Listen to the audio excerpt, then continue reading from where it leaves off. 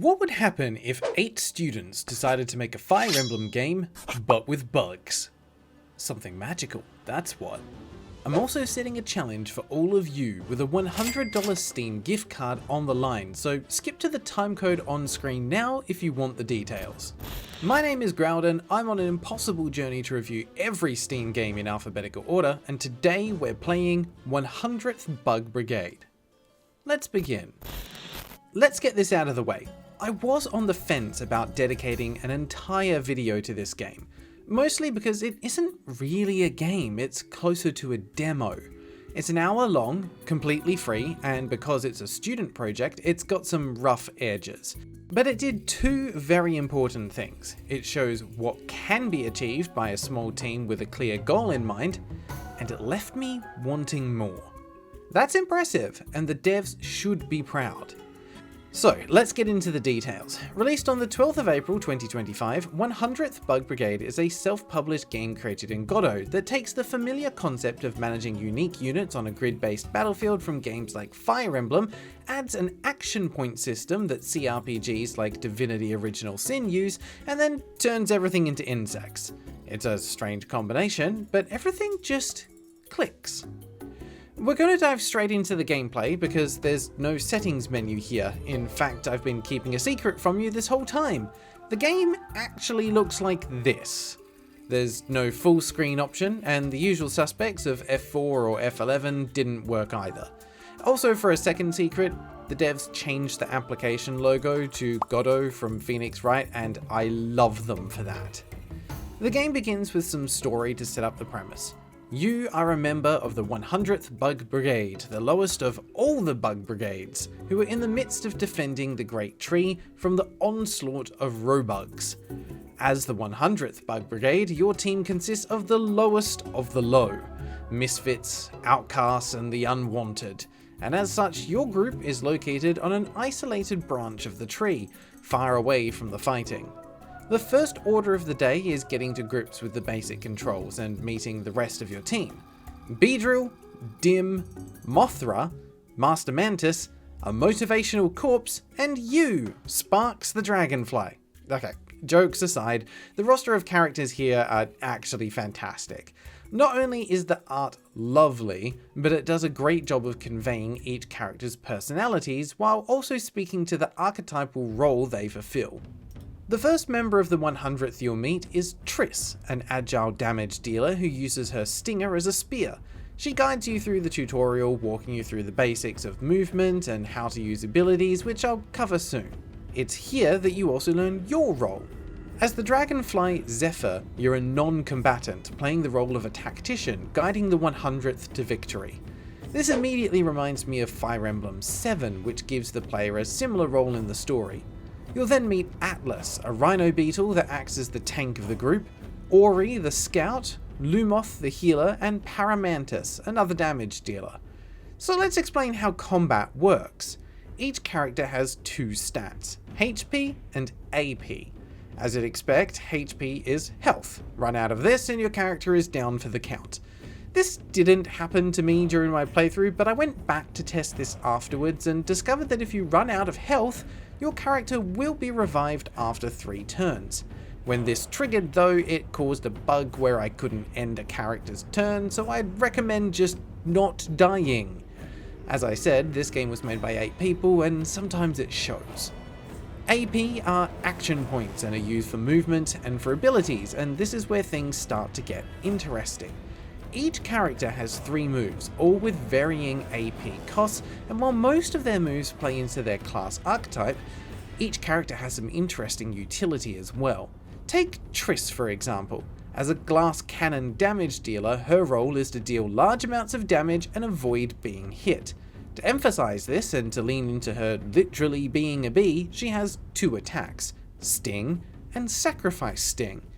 Sting is a single target attack that costs 4 AP and deals 4 damage, the highest single target attack out of the entire group. However, it also deals 1 point of recoil damage, so you shouldn't use her to finish off enemies with a single point of HP.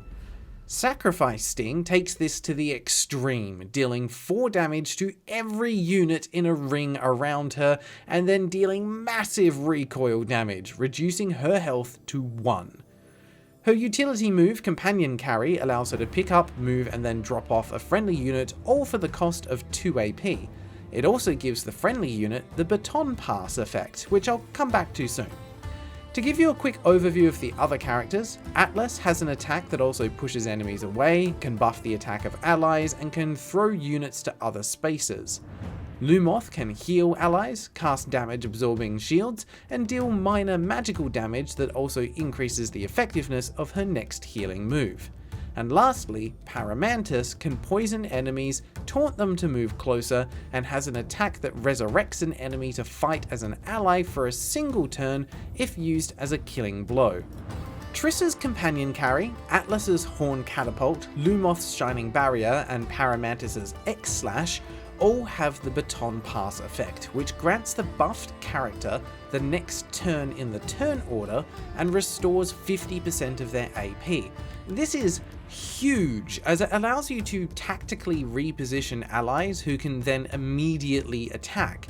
With clever timing, they can also immediately take a full turn straight afterwards, allowing you to devastate enemies with a barrage of attacks. This adds a clever layer of tactical movement that I haven't seen in similar games, and it's reinforced by the intentional choice to make all attacks require you to be adjacent to them. No ranged abilities that allow you to camp just out of range of a boss and slowly whittle away at their health. You'll need to get up close and personal, which makes positioning units super important. All of this would be pointless though if the level design were lacking, and I'm pleased to report it's not. While each level can be summarized as kill all the enemies, they are actually a bit more nuanced than that. Explaining this will require some minor spoilers, so if you're wanting to go in relatively blind, I'd recommend skipping ahead to the verdict right now. The timecode's on screen, off you go! Even though the game is only around an hour long, the team have done their best to show that they can write an interesting story with important narrative moments that push the characters along from one battle to the next. Initially, you're caught off guard by the invasion of the robugs and need to fend off wave after wave of them. In the second fight, you've retreated to the safety of a cathedral, only to find it's already been infested with robugs. And even worse, the enemy intercepted the scout Ori, and they've been assimilated and are now fighting with the robugs.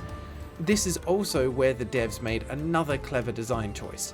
Rather than telling the story through long cutscenes between each fight, much of the storytelling takes place during the battle itself. In this way, the death of their fellow brigade member and friend is as much a surprise to the party as it is to you, and you get to not only witness their reactions in the midst of a fight, but also realize that you've now been forced to attack a former comrade in arms.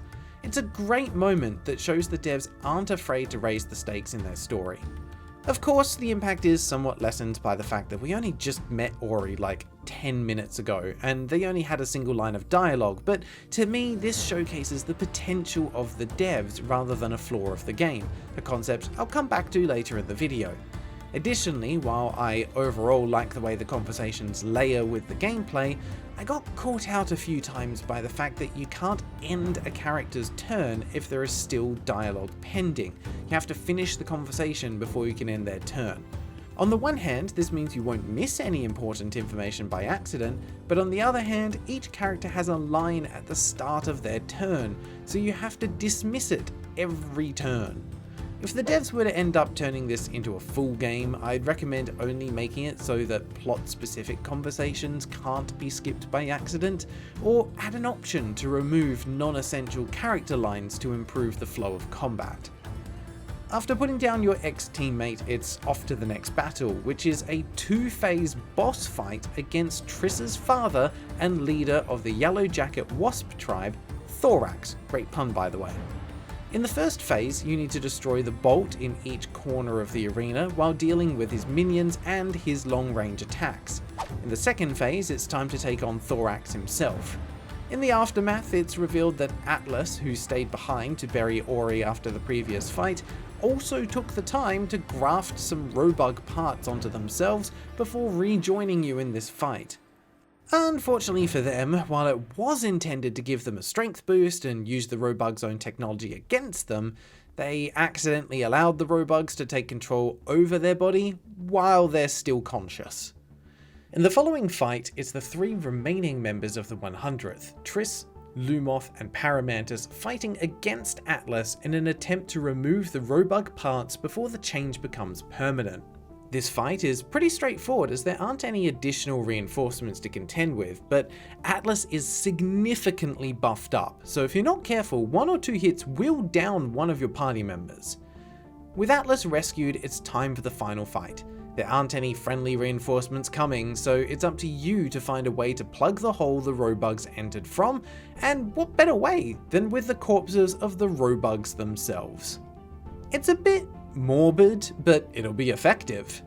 Standing in your way though is Thorax, back from the dead and assimilated into the robug forces, making him more of a threat than before. You've got a few rounds to try and put him down again before waves of smaller robugs start turning up, but by trapping him in a corner, you can deal out a pretty swift beatdown. To wrap things up here, there's a short cutscene that shows the heroes celebrating while also hinting at some political machinations behind the scenes, leaving plenty of room to further explore the setting in the future and fleshing out the world a little more at the same time. So, with the story and game concluded, it's time to discuss the challenge. Since it was released, 100th Bug Brigade managed to hit an all-time peak of 2 players. For a free game that was made by students to showcase their talents, I think it would be incredible if we could bump those numbers up to make them feel proud of their accomplishment and to motivate and encourage them to continue pursuing game development. When we reviewed 100 Level Dungeon last year, we were able to bump it up to 9 concurrent players. Not amazing, but much better than the peak of 2 it had previously. That said, 100th Bug Brigade has the advantage of being free. So here's my challenge to all of you watching. I want you to download this game, play it, review it, and most importantly, upload your fastest time to the dedicated channel over on our Discord server. The person who has submitted the fastest time within 30 days of this video going live will win a $100 Steam gift card. Full details will be in the Discord, but in keeping with the theme of the game, the use of bugs will absolutely be allowed. So even if you're not competing, take a moment to jump into the game and show the devs some love with a review. We want to encourage the next generation of game devs to keep making cool stuff, not to get tied down with thinking that AAA mass appeal slop is all that players want. I think it's possible to beat this game in less than 30 minutes, heck, probably even in 15 minutes, so I can't wait to see what all of you do. So with that out of the way, let's wrap up this review.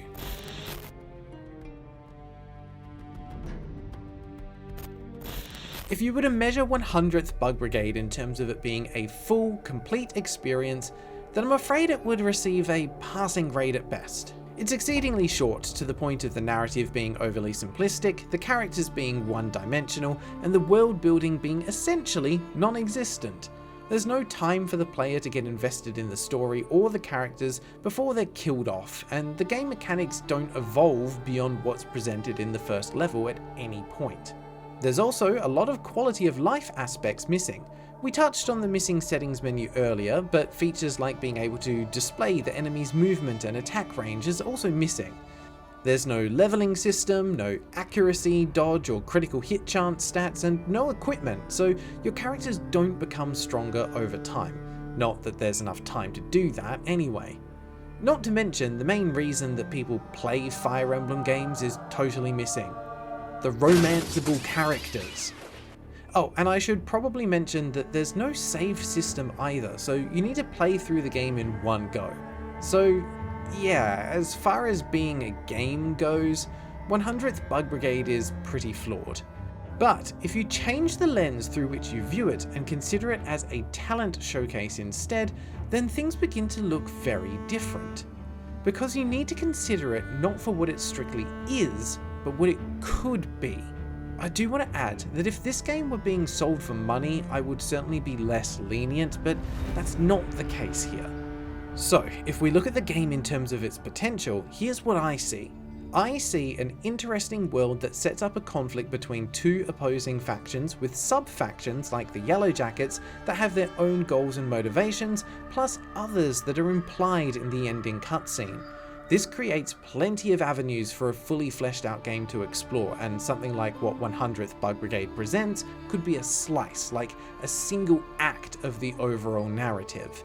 The characters have pre-established relationships without overtly stating their backstory. They also didn't shy away from killing off a character, showing that they're willing to handle more mature tones and tell a story where not every character will be saved by a Deus Ex Machina event. With a limited tile set and range of enemy designs, they were able to create a curated experience where each level has a different objective requiring different tactics from the player. Imagine what that would look like if they created an entire campaign. The music goes harder than it needs to, and the visuals nail the clean pixel art style with animations for every ability. The devs weren't trying to make a perfect game. They were trying to showcase their abilities, and I think they achieved exactly that. They created a game that left me wanting more. I want to see more of this world and the characters that are in it, and see the journey of the 100th as they navigate the path from being the unknown, the unwanted and the rejected, to being the heroes that saved their society, and how that might change each of them individually. This is the type of game that should be finding its way onto Kickstarter, and what they've currently released should be shown as a tech demo to represent the game they really want to make. Someone needs to find these students and throw money at them so they can make games they're passionate about. More than anything, I want each of them to feel proud of the work they created. I've played quite a few student projects since starting this channel, and this is one of the few that left me longing for a full experience. So that's why my final score for 100th Bug Brigade is Triss out of 10.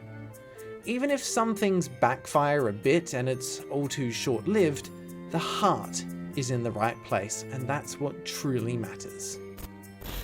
Thank you to all the Crusaders and Templar Knights for supporting the channel and making videos like these possible, especially the Noble Knights, Azazel, Dados, Kartoffeljäger 3, Negi Malevolent, Chev_, and the Crabs. And an extra special thank you goes to our 5 Knights of the Holy Grail: Ashley Walks, Automatistic, Fuchs Card Expo, Freaky Feline, and Matey8. If you'd like to support the channel, check out the membership options below, or just remember to like and subscribe, that really helps too. That's all for now, so if you've made it this far, here's a sneak peek of the next game, and until next time, take care.